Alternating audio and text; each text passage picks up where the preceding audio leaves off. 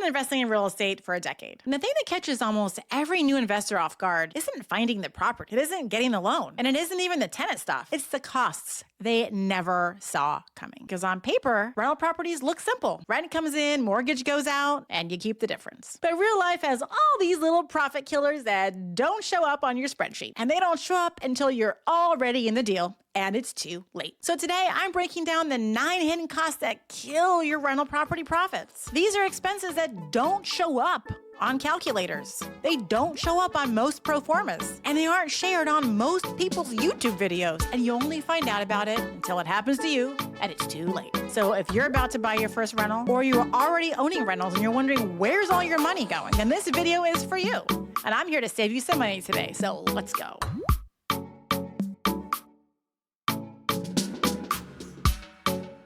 Hey there, welcome back to my channel, Brick by Brick Wealth. My name is Franchini, and I help aspiring real estate investors with their very first property. If you're looking for help with your very first rental property, check out my website, brickbybrickwealth.com, where you can see what I have available for you. Today, I'm going to walk you through these 9 hidden costs that kill your rental property profits. I'm going to tell you what each one looks like in real life and show you how to plan for it before you buy the property so it doesn't wreck all your numbers and your life. Because trust me, prevention is always cheaper than losing money and regret. And a quick thing before we get into it. If you want to avoid these hidden expenses in the first place, you need a buying strategy that gives you margin. So I have a free masterclass linked down below that breaks down how to buy long-term rental properties that appreciate and actually cash flow, and how to buy them under $200K. If you're serious about buying a long-term rental property the smart way, make sure to watch that afterwards, or open that link in a new tab now so you don't forget. All right, the first hidden cost is vacancy. And I'm not talking about the scary vacancy where you bought a house and it's just sitting for a year because it won't rent out. I'm talking about the normal vacancy that happens between tenants, even when you're doing everything right. Here's the timeline that nobody puts on their spreadsheet. Tenant gives 30-day notice. Now you have to get in there, you have to inspect it, you have to clean it up, you have to repaint it or make repairs, list it, coordinate showings, screen applicant, sign a lease, collect deposit, and then finally schedule a move-in. Even if you hustle, all that process takes time. 2 weeks is pretty fast of doing all that. A month is more normal. So if you rent a house for $1,200 a month, that's $600 to $1,200 a year gone in turnover. And it's not just lost income. You're still paying the mortgage, you're still paying the property taxes and the home insurance. Utilities are on too, and they're running in your name while it's vacant. And you probably gotta pay a yard guy to mow your lawn every 1 to 2 weeks. So vacancy is a double hit. Lost rent plus ongoing expenses. A lot of spreadsheets assume just 5% vacancy, like that's the rule. But if you have 1 turnover a year, you're losing 8 to 10% on vacancy. So how do I reduce vacancy in real life? Well, my trick is I use 2-year leases. Most landlords do 1-year leases or they do month to month. And what happens? People feel temporary. It's not going to be their home for a long time. It's just a place to stay. And they move out more often. But when you sign a 2-year lease, it changes the way a tenant thinks. They're planning their life. They're putting their roots down. They're putting that address on their driver's license. This is home for them. And when someone plans on staying for 2 years right out of the gate, oftentimes they stay more than 2 years and they will renew for another year or 2-year lease. My tenants stay on average 4 to 7 years, and I hardly have move-outs, knock on wood, so that average is increasing every year. And when you get that kind of retention, your vacancy problem shrinks dramatically. And you're not doing turnovers every 12 months. So if you're a newer landlord and you're wondering how to protect your cash flow, don't just budget for vacancy. Design your lease to reduce it. So 2-year lease, strong screening, keep the property in good shape, treat good tenants like gold. Because the easiest way to lose your cash flow is not a disaster, it's turning your unit too often. And that leads me directly into the hidden cost number 2.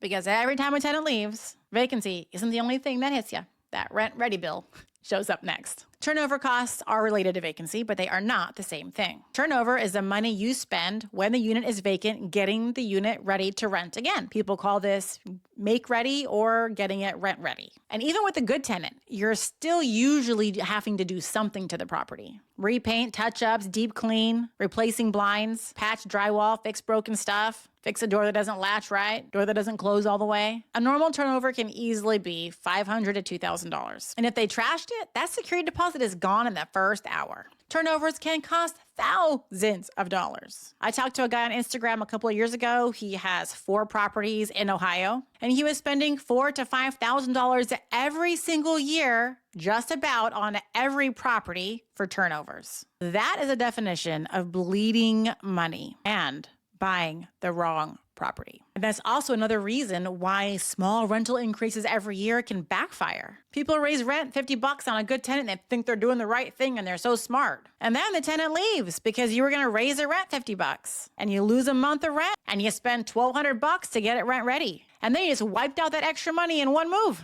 A good tenant is worth more than most people care to realize. So plan for turnover costs, but you need to prioritize tenant retention like it's part of your profit strategy, because it is. Hidden cost number 3, maintenance spikes. Most new landlords will budget their maintenance like it's on a subscription. They know exactly what things that they're going to have to budget for. They pick a number, 5% of rent, 10% of rent, and they assume that that means that they're all covered. And that might be fine, but the thing that they have to realize is that maintenance isn't continuous. It isn't ongoing. It shows up in spikes. You may have 3 months where you don't get any calls for maintenance, everything's fine. And you're like, wow, this is easy, this is awesome. And then the water heater dies, and the garbage disposal fails, and there's a plumbing leak, and it all happens in the same week. So now you've got a $2,000 repair bill out of nowhere.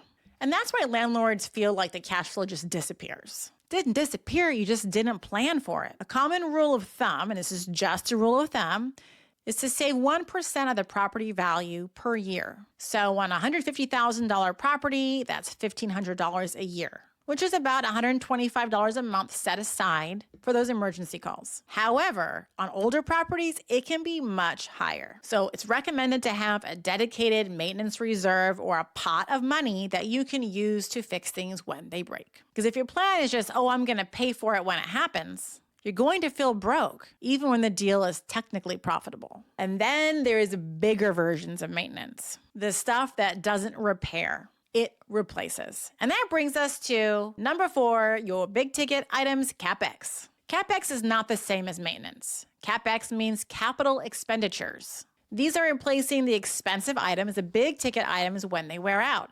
CapEx items also increase the value of your property. They aren't simple repairs like fixing a garbage disposal. These are big ticket items like an entire HVAC system, a driveway, a roof, a fence, a brand new entire kitchen remodel, major plumbing renovations, windows. These aren't $300 spends. These are $5,000, $10,000, $15,000 hits. And the reason that CapEx destroys profit is because it doesn't feel urgent until the day it becomes urgent, like when it breaks. A roof can last 20 to 30 years. HVAC, 15 to 20. Water heater, 10. If you keep rental properties long-term, which is the whole point, you're going to have to replace all the things at some point in your time of ownership. So if you don't build a CapEx reserve over time, one big replacement can wipe out 2 to 3 years of cash flow and profits. That's how landlords go broke.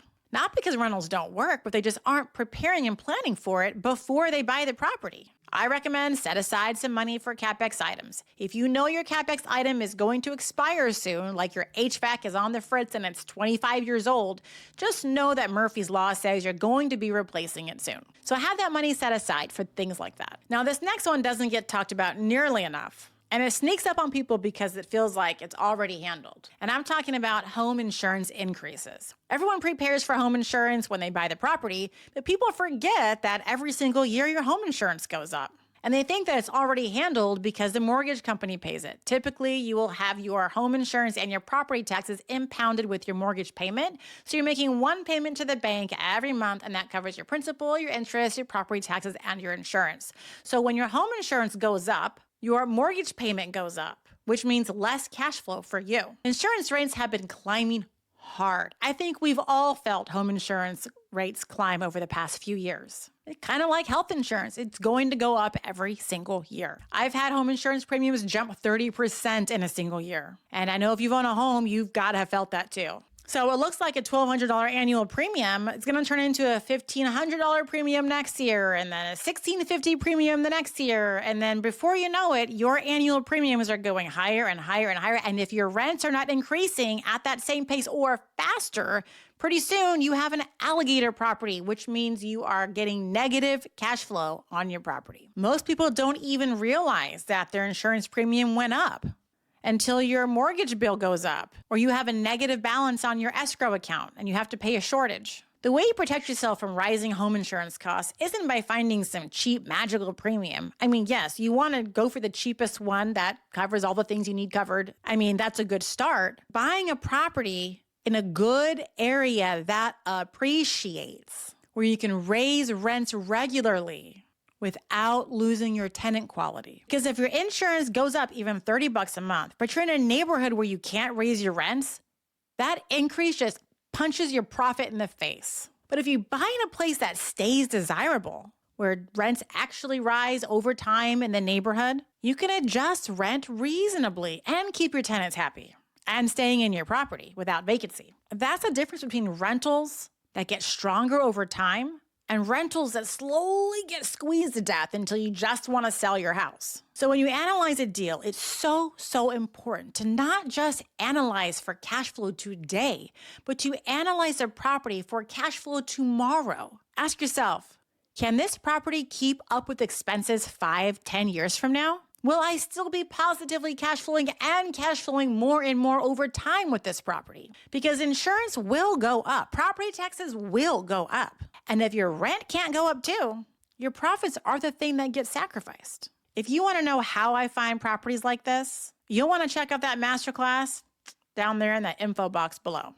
Okay, hidden cost number 6, property tax reassessment. This one fools people all the time. You look at the seller's current property tax analysis and you factor that into your assessment. Okay, seller's paying $2,000 a year in property taxes, let's say.